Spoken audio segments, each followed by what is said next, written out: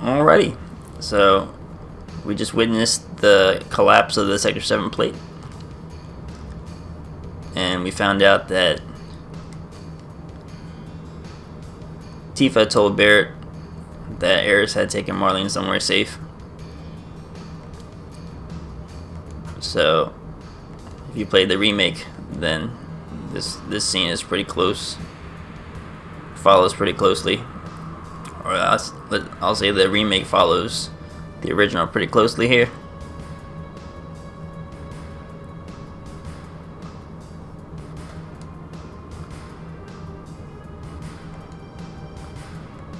Cloud is starting, well, I guess Cloud is getting another one of his visions. So remember the path through this road.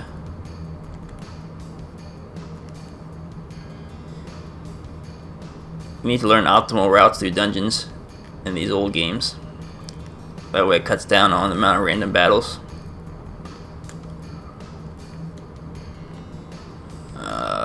If you go to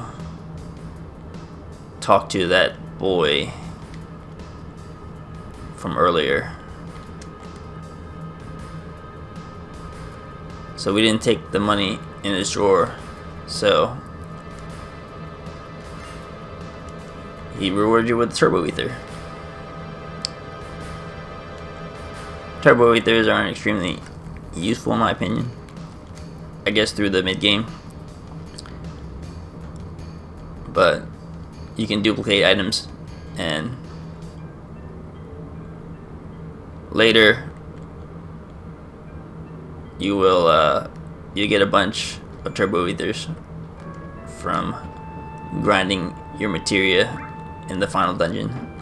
So alrighty, gonna save here, and then once you go inside Eris' house, you're gonna get a cutscene, some dialogue, and then I will skip to after the dialogue to continue the walkthrough. Alrighty, Elmira just told us that Eris is actually not her biological daughter. We're gonna go upstairs and check up on Marlene.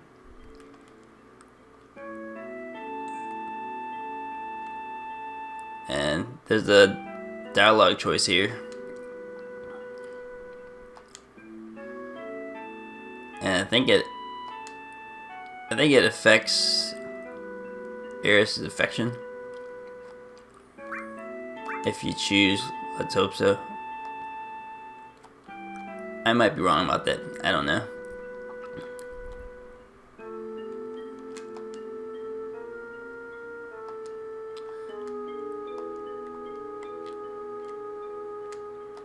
And you can leave, and Barrett will come barreling down the stairs.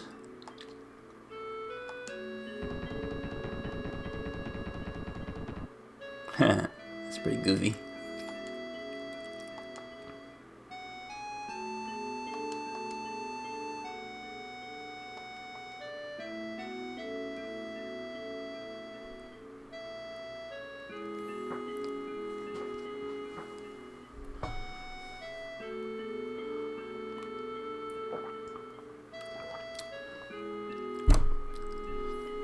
So they've stopped the trains. So the crew is gonna go to Walmart to try to find a way to get to the top plate.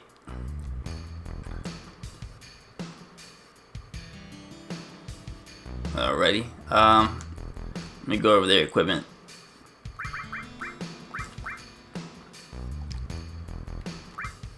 You want the restore material on Cloud.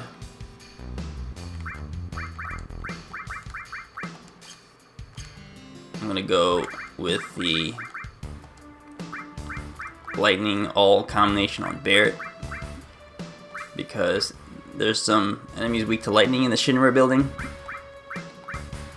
and you want Barrett to rack up the kills in the early game,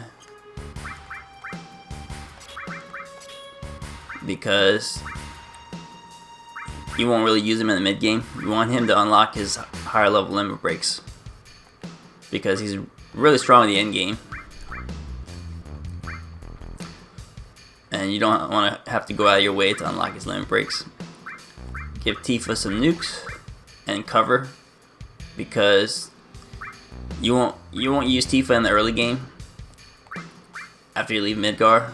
At least not optimally. I mean, you can if you want to, but in the mid game, Tifa is really strong. So you really want Tifa to unlock her second level 1 limit break before you leave Midgar.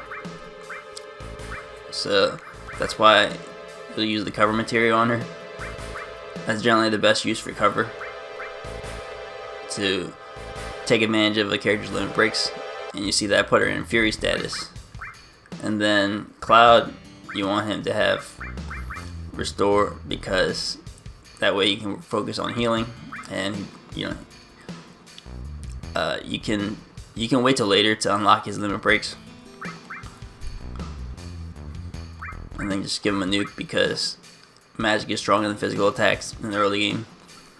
And you want Cloud to steal, because steal rate is based on your level. And away we go. You should know the path through this area by now.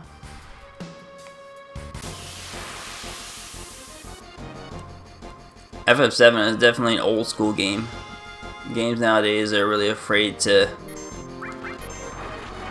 because back in the day you had to draw a map, essentially. Like, I don't know if you guys are aware of a game called Phantasy Star 2. It's notorious for having really convoluted dungeons, and I think the game even came with a map in the box. Back in the day, you were really supposed to find your way through dungeons by drawing maps on paper. Like, you'd have you'd have to have a little book next to you taking notes.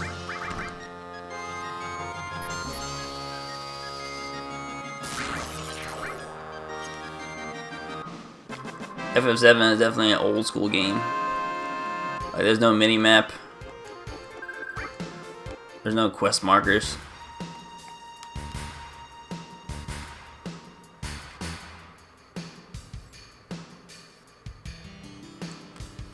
This is a sense materia. You can pick it up if you want to for completion, or if you want to unlock master materia in the end game. You do that by mastering all of the materia in a certain category. So if you want to unlock master command, then you actually have to get all the command materia and master them. It's really inventory -1 for me, so I'm going to skip it. Sense materia is used to sense the enemy and find out their level, their HP, their weaknesses.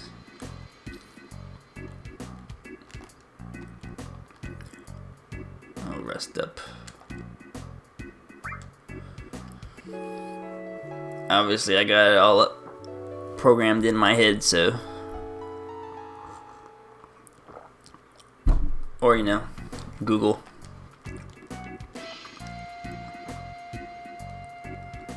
If you miss it, you can actually buy it later.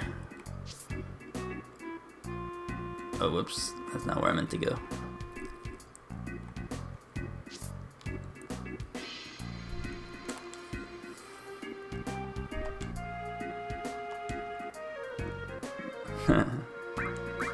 Okay.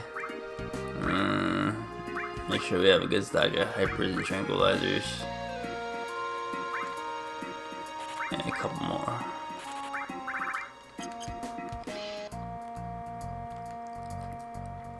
And away we go.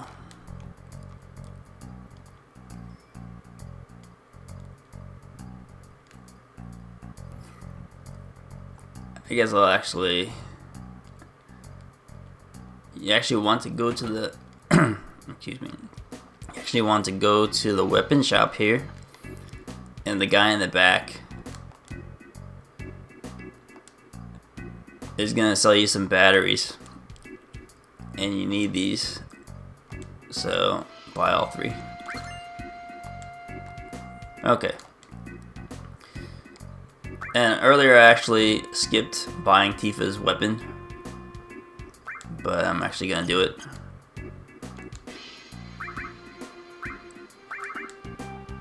Even though we're mostly using magic damage. Let's see here. Our magic stat is actually higher than the strength stat right now, which is almost true for Barrett too. But in the end game, that's not true. Her magic stat is not that good. It just starts out that way.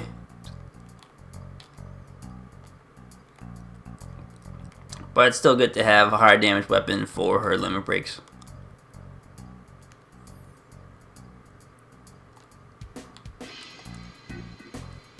I should talk to this kid and eventually she'll move. Or, yeah. I think it's a girl. It's hard to tell with these graphics.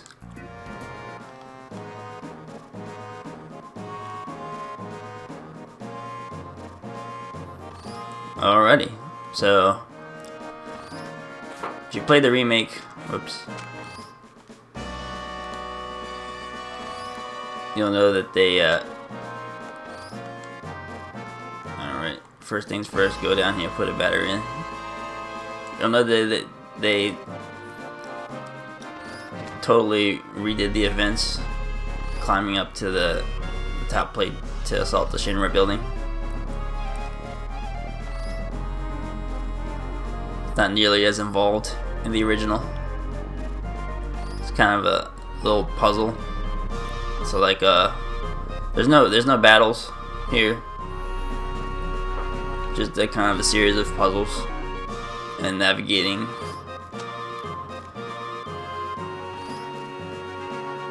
tricky environments, I guess. I don't think you wanted to go that way, did you? There we go.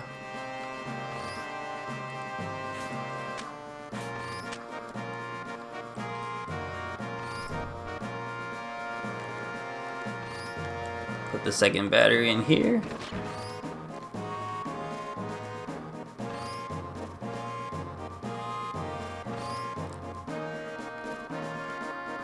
Okay. So you actually want to jump when it's at the furthest to the left. That move can be kind of tricky.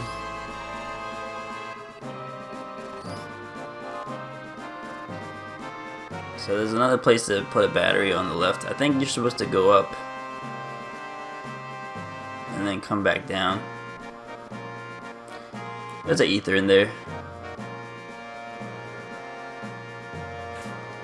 Yeah, there we go.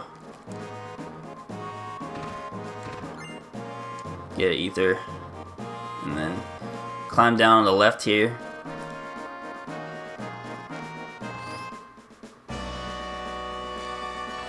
And then jump onto the bar when it moves all the way to the left. Yep. And that's all there is to it.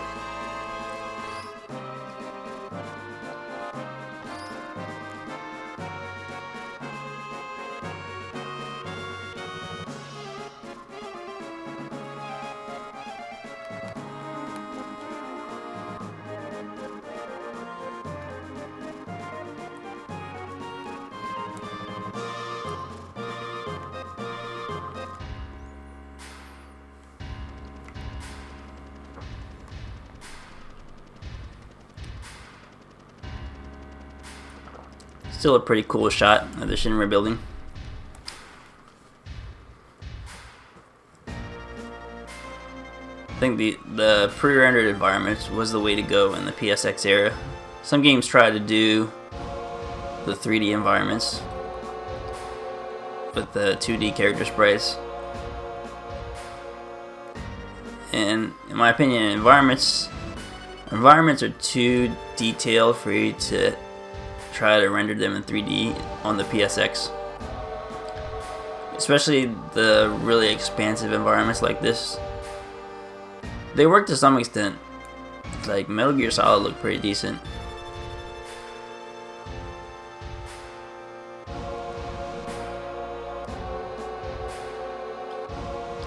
but there was a pretty big limit on how many characters you could see on screen at once.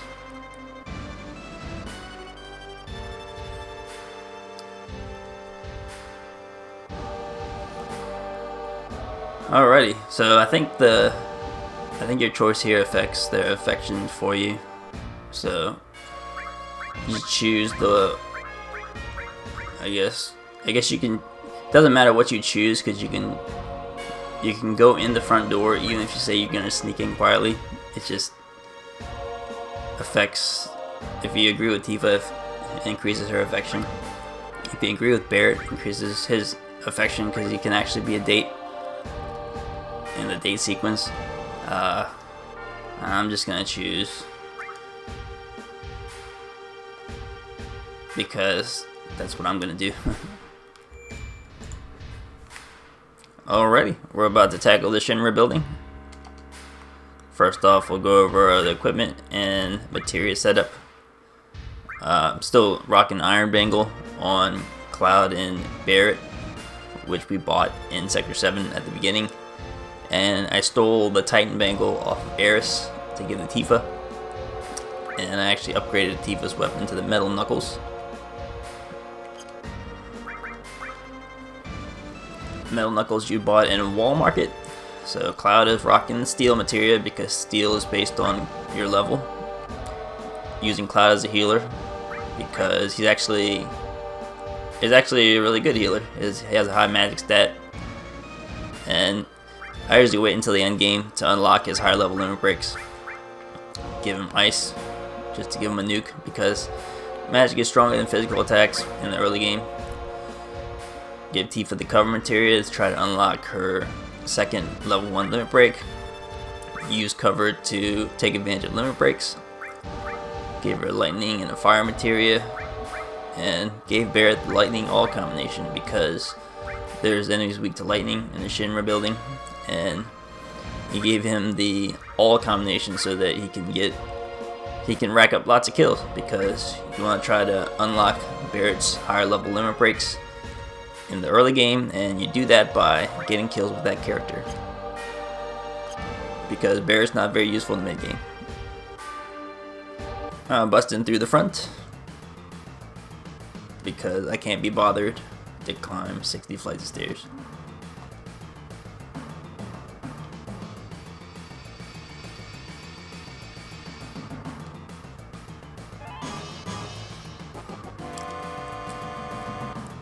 And while riding the elevator, we have an opportunity to encounter enemies that you can steal from because you can steal some nice items in the Shinra building.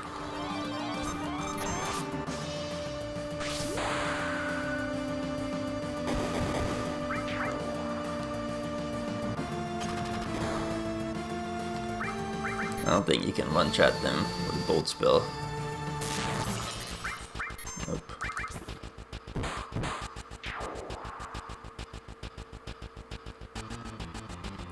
Notice that I keep Barrett in the front row because it lets you unlock the limit breaks faster. I'm actually going to put Tifa in the Fury status.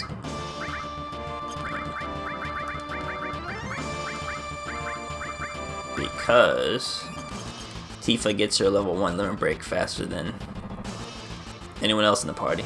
You want to go to the back? Oh yeah, yep, it's on the first floor.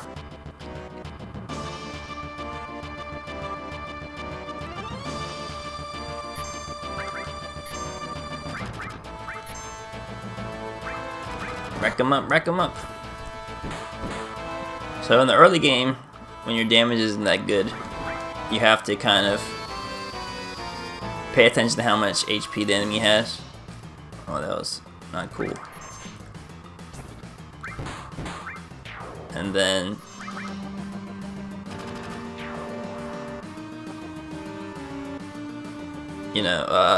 then you'll know when you're gonna be dealing the killing blow. In the mid game, you get really strong, and you can just wipe everyone out in one turn. I think there's a Turtle's Paradise here. This is the second one. So make sure you pick that up. And then you can go on the elevator.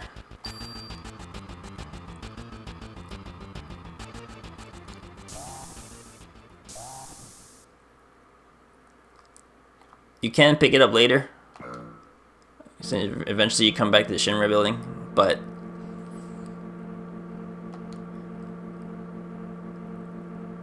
it's not really worth it in my opinion to do that. It's better to come in and pick it up. Just do everything on the way so that you can finish that quest, because you're supposed to collect 6 of those flyers and eventually you get some stuff when you get to Wutai.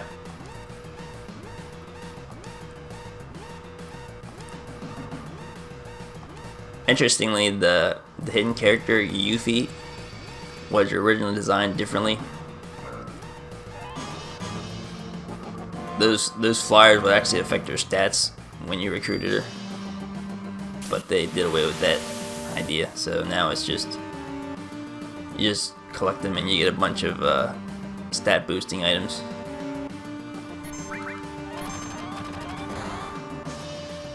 As I was saying earlier, you notice that I have Barrett in the front row because he does have good defense and he has high HP. Obviously in the early game, stats don't diverge that much, but oh man, these guys are very evasive. But you keep him in the front row because you want him to use his limit break. Take a little more damage in the front row, so you'll get your limits a little bit more quickly.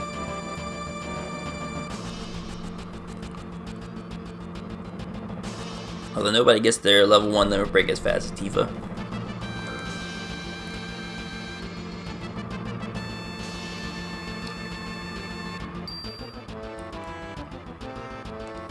In my opinion, the level 1 limit break is the most optimal for Tifa to use.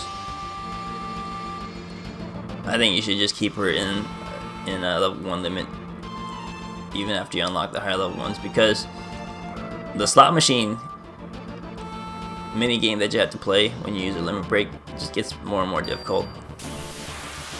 There's a trick you can use to stop the reels, and actually the reels move a lot more slowly in the subsequent ports, like the PC port and I think the remaster version. The reels move more slowly because the menus operate at 15 frames per second.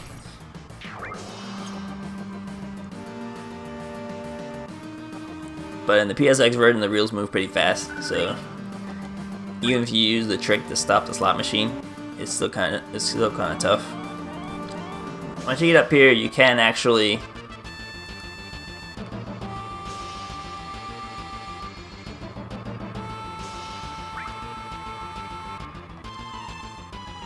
stop messing around, boy. You can actually go down the steps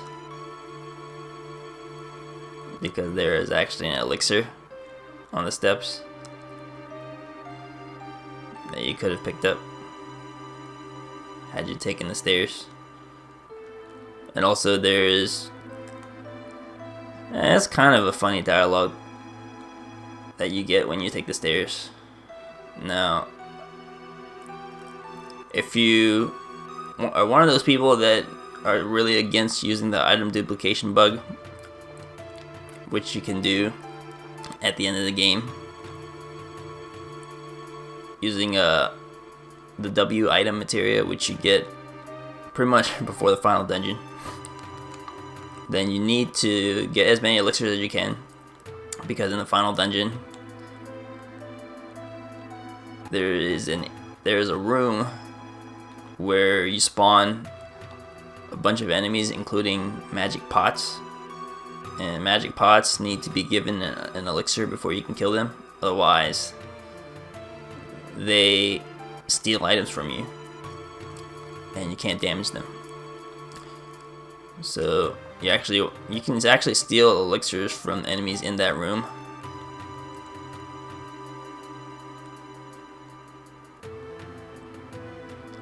But still, you really want to have a lot of elixirs. There is one method to get a lot of elixirs.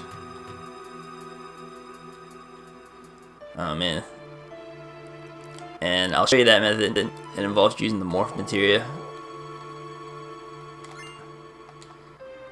Kind of toward the end of disc 1, you get a materia called morph, which is kind of a common ability in Final Fantasy. It's a specialized attack that does 1/8 of the normal damage of your attack. And if you kill an enemy with that attack, with the morph command, then you get rare items. Like, it's kind of like almost like a improved steal ability. Now that 1/8 damage penalty, it can be offset by a couple things in the game. At the end of the game, you have Yuffie's ultimate weapon called Conformer, which I don't know if it's a bug or not, but it is not subject to the morph penalty, so you can use the morph command for full damage. You can also use any weapons with damage modifiers. Most of the ultimate weapons have a 4x damage modifier if you properly trigger the damage modifier. Like, for instance, Cloud's ultimate weapon is based on his current HP percentage, so if he's at full HP, he does 4x damage. But the best one to do that is Barret. His ultimate weapon, called Missing Score, has more or less an unlimited damage modifier. So you can actually glitch the game out because it's based on how much AP you have equipped. If you equip 8 Mastered Knights of the Round Materia, which each hold 500,000 AP, you can actually do so much damage that the game just glitches out, and you can kill like Emerald Weapon in one hit. Alrighty, now you go to the elevator. Actually, Tifa gets a weapon called Power Soul on disc 1 that attack.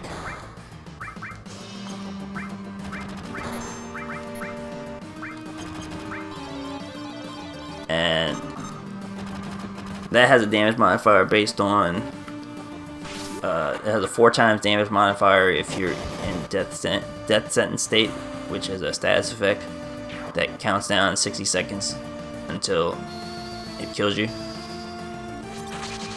And also it has a 2x damage modifier for if you're in critical health, yellow HP. So you can actually stack them and get 8x damage modifier. So which pretty much negates the morph penalty.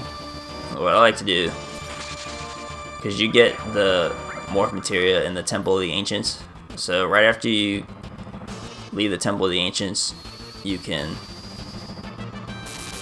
use Power Soul to and also give her a bunch of HP plus materia, and then cast Death Sentence on her while she's keep her in critical health. Cast Death Sentence on her, and you can morph for full damage on disc 1. And you can do a couple interesting things. You can get a bunch of elixirs from harpies in the desert by Gold Saucer. Alright, key card 60. Go to the 60th floor. And that is a kind of a missable, I guess.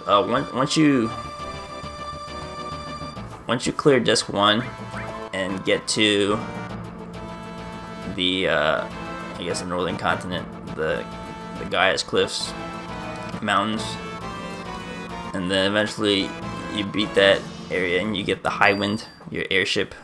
You lose access to the buggy, which is a kind of all-terrain vehicle that you use to kind of progress to kind of the later parts of disc 1. Once you lose access to the buggy, you can't go back to the desert around Gold Saucer. So, alrighty, this is an annoying part.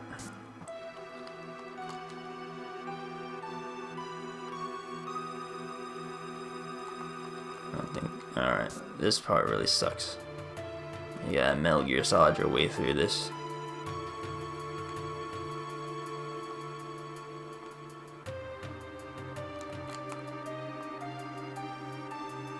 You gotta move when the guards can't see you. And then you have to get your buddies to do the same thing.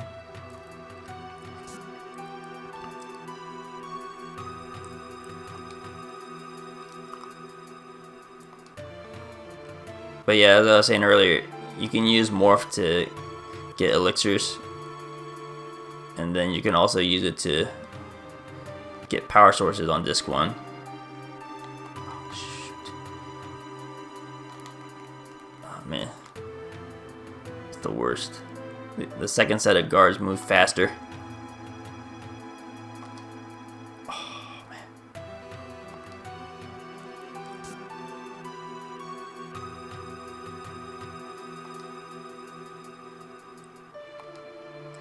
Alright, now you're home free.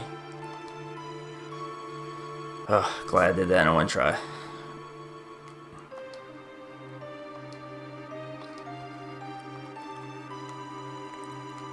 Okay, 61. Alrighty, so feel free to stop and smell the roses, but you actually only need to talk to one person. I think maybe him? And then choose ... Yep.